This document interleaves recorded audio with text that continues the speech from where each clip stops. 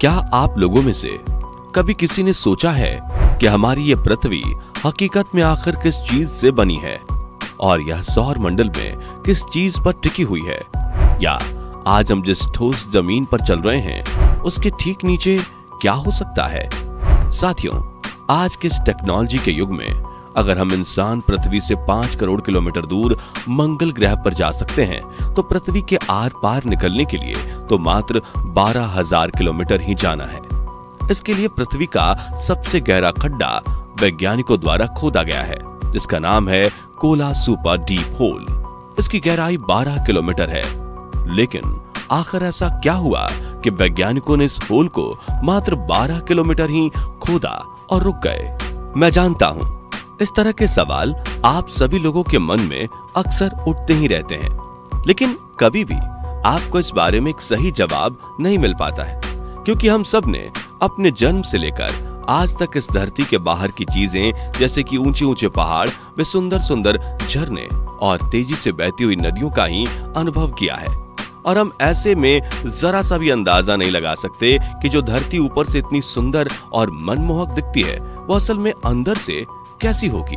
खैर, आज के इस वीडियो के अंदर हम आप सभी को इस पृथ्वी के बिल्कुल नीचे ले जाने वाले हैं और पता लगाएंगे कि आप इस धरती के जितना नीचे जाते जाओगे उतनी नीचे आपको इसमें क्या कुछ देखने को मिल सकता है। तो आइए अब ज्यादा देर न करते हुए बढ़ते हैं आगे और सबसे पहले जानते हैं कि पृथ्वी के अंदर क्या है। हमारी पृथ्वी का अंदर का भाग पूरे 4 लेयर्स में बना हुआ है: crust layer, mental layer, outer core और इनर कोर। साथियों, इनमें सबसे ऊपरी लेयर यानी कि क्रस्ट लेयर है, जिस पर हम सब रहते हैं। आपको धरती के अंदर जो भी गड्ढे जैसे कुएं, बड़ी बड़ी खदानें दिखाई दे रही हैं, वो सभी इसी लेयर के ऊपरी हिस्से में ही मौजूद हैं। और तो और पृथ्वी का सबसे गहरा खड्डा भी इसी लेयर में मौजूद है, जिसका नाम है कोला सुपर डीप होल। अगर आप इसके बारे में नहीं जानते तो हम आपको बता दें कि कुछ साल पहले वैज्ञानिकों ने रूस में दुनिया का सबसे गहरा खड्डा खोदने का प्लान तैयार किया था। रूस में खोदे गए इस खड्डे की गहराई 12 किलोमीटर और यह खड्डा पृथ्वी के ऊपरी भाग में यानी कि क्रस्ट लेयर में ही समाप्त हो जाता है और इस पर वैज्ञानिक ने पूरे 20 साल तक काम किया था। यानी कि पृथ्वी को सिर्फ और सिर्फ 12 किलोमीटर तक ही खोदा गया है। बताया जाता है कि जब वैज्ञानिक यह गड्ढा खोद रहे थे, जैसे जैसे ये होल गहरा होता गया वैसे वैसे ही पृथ्वी के अंदर का तापमान बढ़ता हुआ नोट किया गया और यह तापमान करीब करीब 350 डिग्री तक पहुंच गया था। और इसी वजह से वैज्ञानिकों के सारे उपकरण पिघलने लग गए थे, जिस वजह से इस होल को और गहरा करने में वैज्ञानिक नाकामयाब हो गए। साथियों, इस होल की और ज्यादा खुदाई करने के मत में कुछ वैज्ञानिक असहमत भी थे। उनका मानना था कि पृथ्वी का चुंबकीय क्षेत्र भी पृथ्वी के सेंटर पॉइंट से ही उत्पन्न होता है।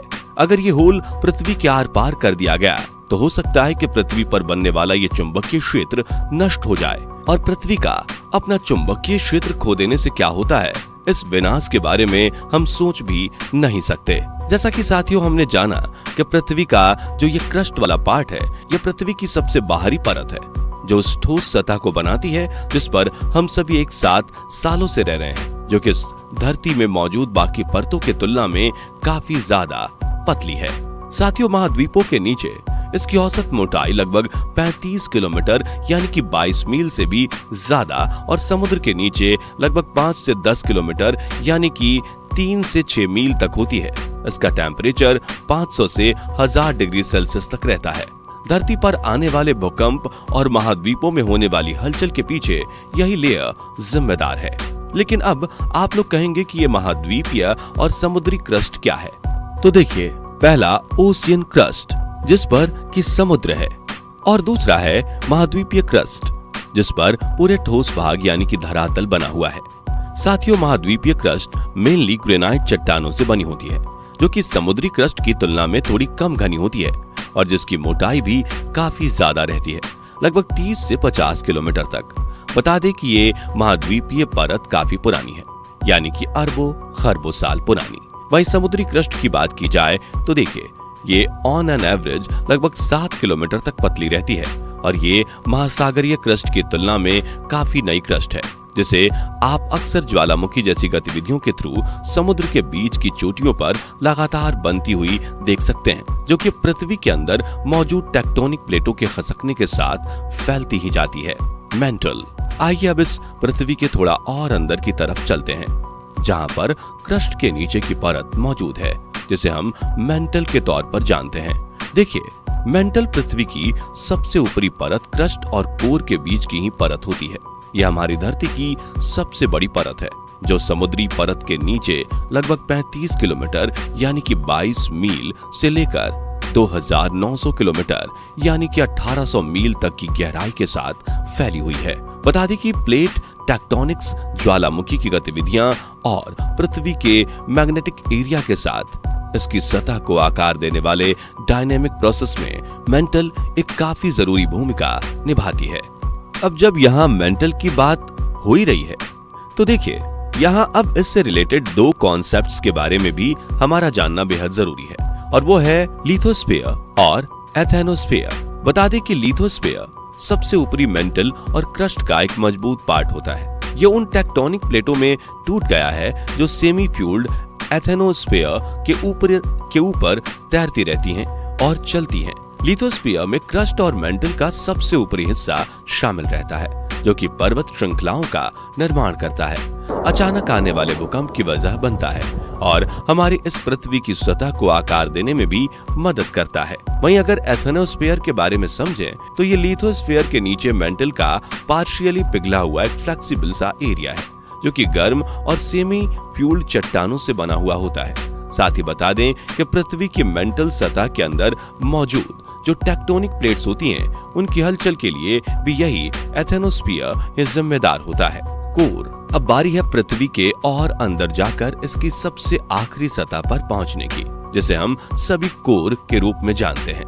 देखिए, पृथ्वी की कोर हमारे प्लेनेट की सबसे गहरी और अंदरूनी परत है, जो मेंटल के ठीक नीचे ही होती है। बता दें कि यह पृथ्वी के अंदर का सबसे ज्यादा गर्म और दबाव वाला एरिया होता है, जहां का टेम्परेचर 5000 सेल्सियस से लेकर 6 से 7000 सेल्सियस तक आराम से पहुंच जाता है, जो फिर पृथ्वी के अंदर की हलचलों और मैग्नेटिक एरिया को बनाने का काम करता है। साथियों, पृथ्वी का ये कोर वाला हिस्सा भी बाकी हिस्सों की तरह दो पार्ट्स में बटा हुआ है, जिन्हें आउटर कोर और सॉलिड इनर कोर कहते हैं, जिसमें से outer core solid inner core के चारों ओर फैली एक तरल परत होती है, जो मेंटल परत की सीमा से लगभग 2900 किलोमीटर यानी कि 1800 मील गहराई में है, और इस पृथ्वी की सतह के नीचे लगभग 5150 किलोमीटर यानी तकरीबन 3200 मील तक फैली हुई है।